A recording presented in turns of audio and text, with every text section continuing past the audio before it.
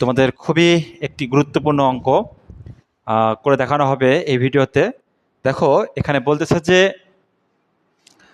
2x plus 2/x equal 3 হলে x² plus 1/x² এর মান কত?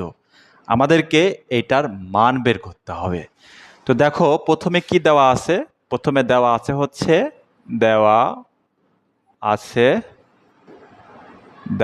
হচ্ছে 2x প্লাস 2/x ইকুয়াল 3, এটা দেওয়া আছে প্রশ্নেই।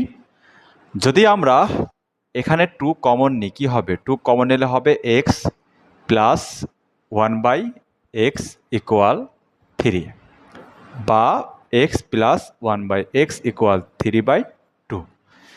দেখো এখানে কিন্তু গুণ আকার ছিল, হয়ে গেল কি ভাগ আকারে। এখন আমরা এটার মান বের করব। তাহলে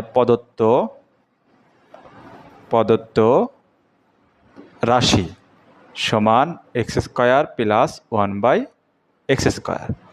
তাহলে x প্লাস 1/x এর উপরে স্কোয়ার মাইনাস 2 ইন্টু x বা 1/x। এটা কাটা, যদি মান বসিয়ে পাই তাহলে কি হবে? 3/2 প্লাস -2, ঠিক আছে, -2।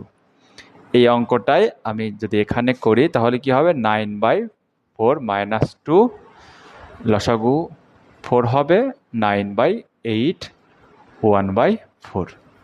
একদমই সহজ।